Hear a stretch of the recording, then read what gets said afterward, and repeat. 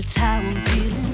It's impossible for me believing that I can't, that I won't make it happen. Just watch what I got, all the strength that I have in me.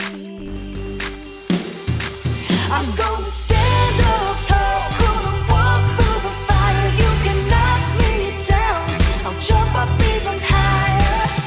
And I believe everything I need. I know, yes I know, it's all inside of me. Yeah, it's all inside of me.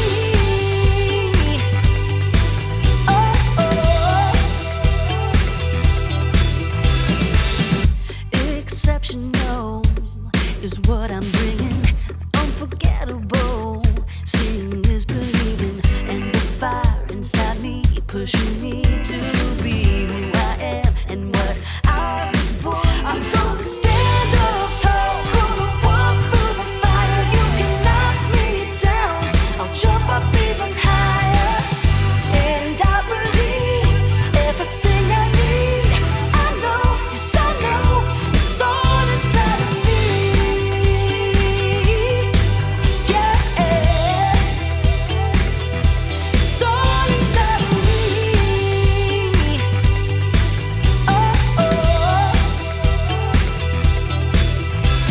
I won't hold back, throw away the doubt. Nothing can stop me now. I won't hold back, throw away the doubt. Nothing can stop me now. I'm gonna stand up tall, gonna walk through the fire. You can knock me down, I'll jump up even higher. And I believe everything I need. I know, yes I know, it's all inside of me. It's all inside of me. It's all inside of me. It's all inside of me. I believe, I believe.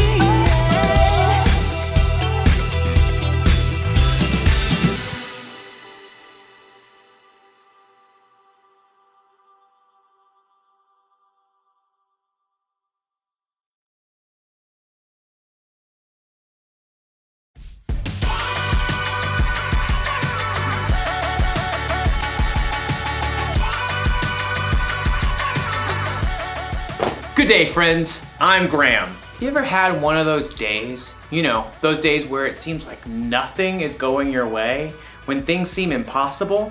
Maybe you've had one of those weeks, one of those years even. Well, I've got some good news. I know what can make your day better. Music! But it's true.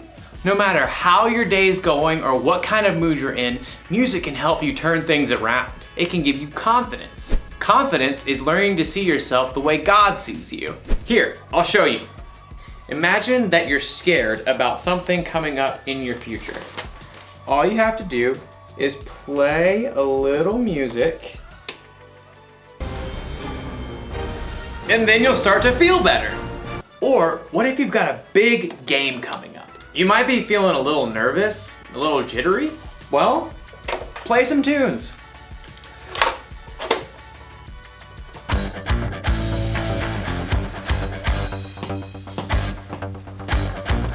And you'll be ready for the game in no time. But what if you're just feeling low? You can sit in your room all day moping, or you can get up and get moving.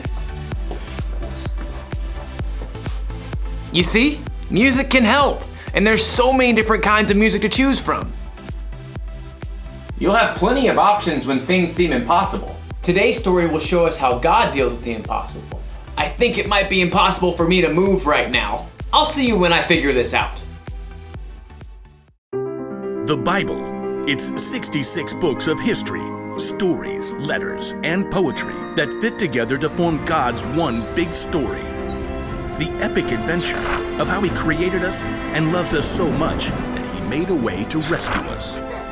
As we travel through the Bible, from Genesis to Revelation, we discover people who met God, and found their lives changed forever.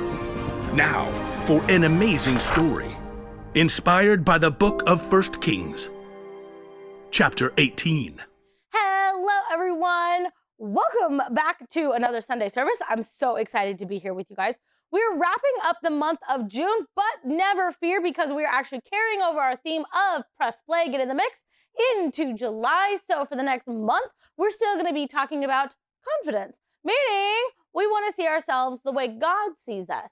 So for the next extra amount of weeks, we're going to keep talking about confidence. We're going to keep talking about how God sees us and how we want to see ourselves the way God sees us, because he sees us like he saw Gideon, as some mighty warriors, as some awesome people. And we want to recognize that, and we want to see that for ourselves.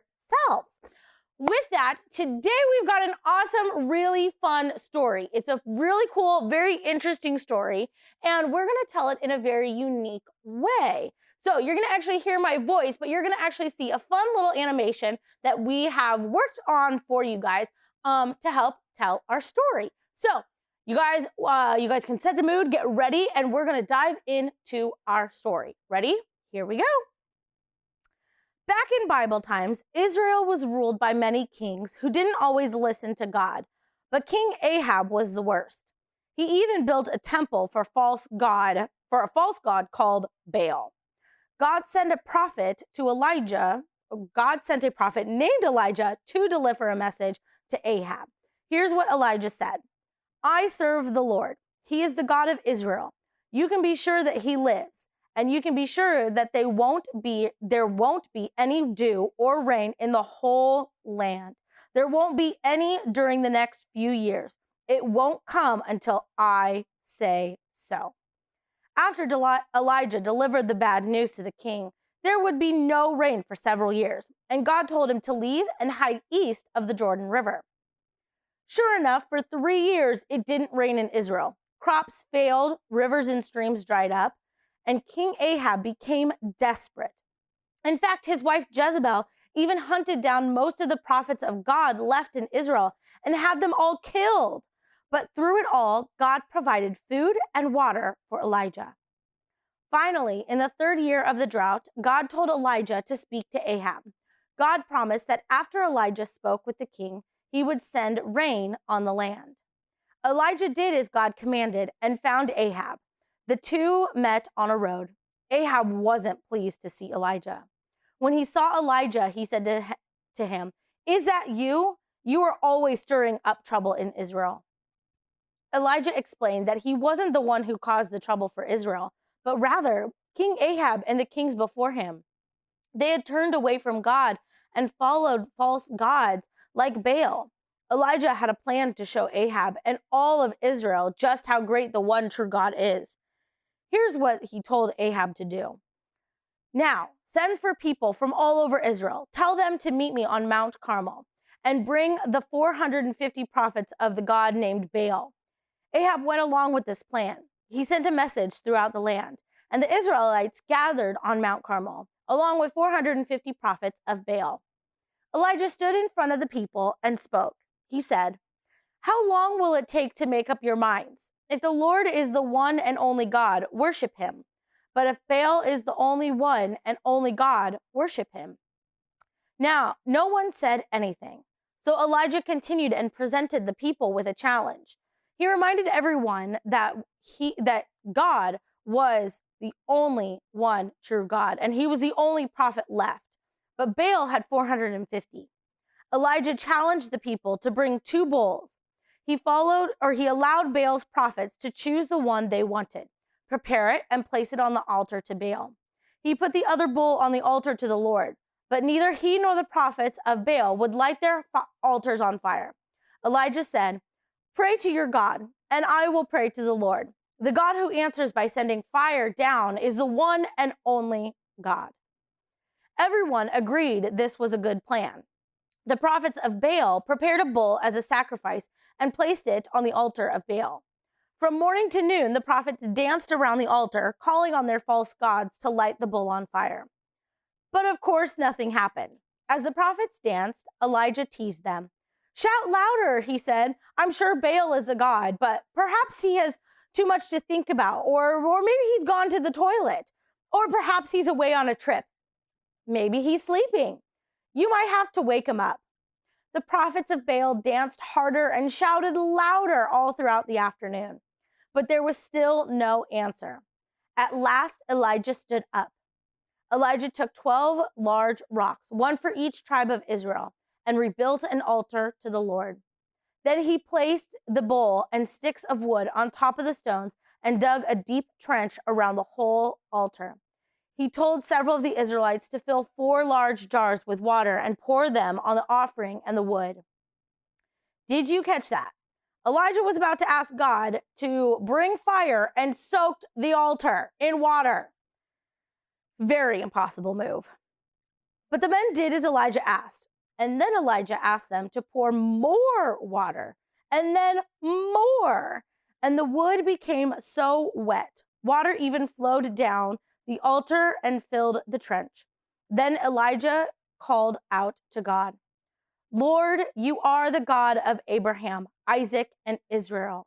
Today, let everyone know that you are God in Israel. Let them know I am your servant. Let them know I have done all things because you command me to. Answer me, Lord. Answer me. Then these people will know that you are the one and only God. They'll know that you are turning their hearts back to you again. Then flames came down to the altar.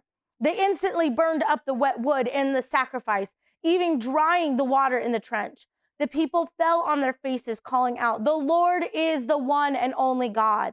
The Lord is the one and only God. The prophets of Baal tried to escape, but the Israelites captured them. Elijah turned to King Ahab and he said, Go, eat and drink. I can hear the sound of heavy rain. Though the sky was completely clear, in a short time, a tiny cloud appeared. More clouds quickly joined the first one. Then it grew dark and black. The wind rose and fat raindrops splattered on the dry earth for the first time in 3 years. Filled with God's strength and joy, Elijah raced ahead of Ahab's chariot all the way back to the city. God had done the impossible. The same God that Elijah trusted to call down the Father is the same God we get to worship. I don't know about you guys, but that was pretty cool. It shows us just how awesome God truly is, and how even in an impossible situation, he makes things totally possible. And our point today is that God can do the impossible, even when it seems like there's no other way. That wood was totally wet. There was no way it would have dried up if I would have lit a match on it. But again, because God can do the impossible, he showed that he is the one and only God. And we get to serve him, and we get to hang out with him and learn all about him and know him and love him just as he loves us. I love you guys. That's all the time we have for today.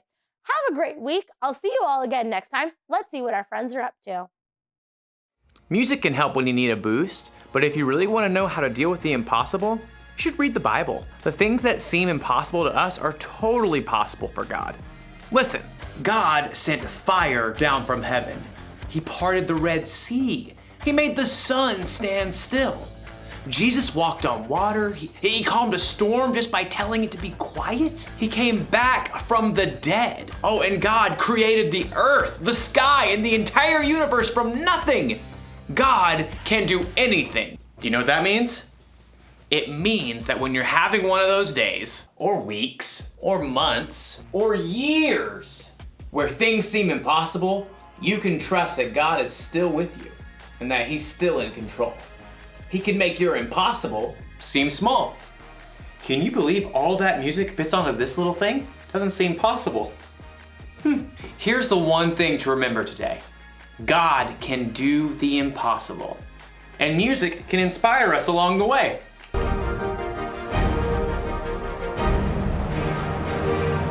I'll see you next time.